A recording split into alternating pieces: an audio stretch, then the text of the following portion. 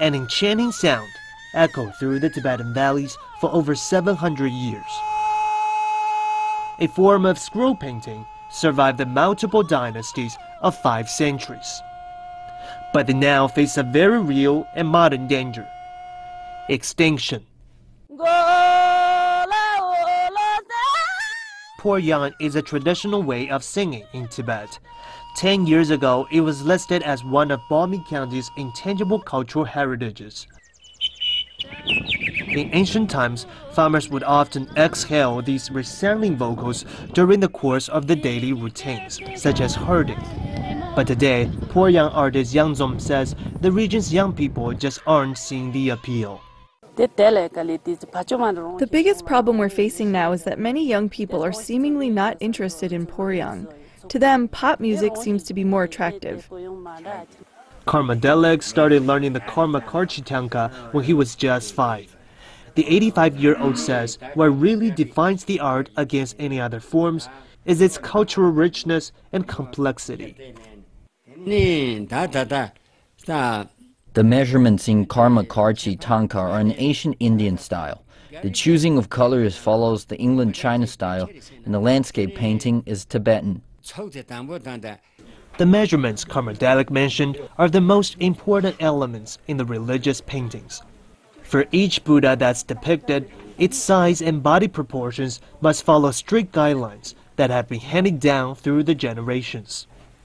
But Karmadelig says he's afraid the young people practicing the art today, although devout Buddhists, either don't understand these rules or are flippant in their application. However, it's a problem which has been recognized and is trying to be addressed. Just like almost everywhere else in the world, Tibetans are also being influenced by new trends, fresh ideas, and modern technology.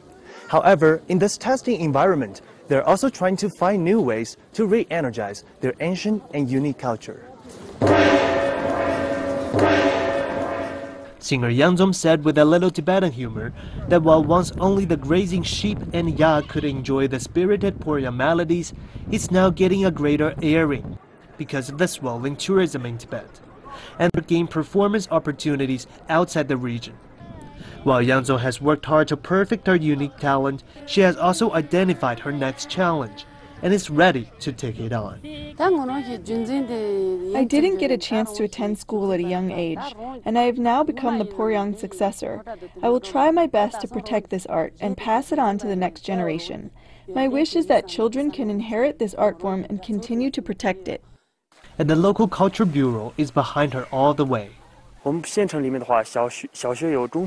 have helped Yanzom to arrange Poryang classes at local primary and junior middle schools. We have also financed her first recording CD, which is going to be released this year. As for Karmadelig, he's a very experienced educator at this stage. More than 400 students have received his expert guidance since 1980, and he seems to be paying dividends. It's very difficult to learn how to paint tanka, for it usually takes 7 to 8 years to master the skills and knowledge.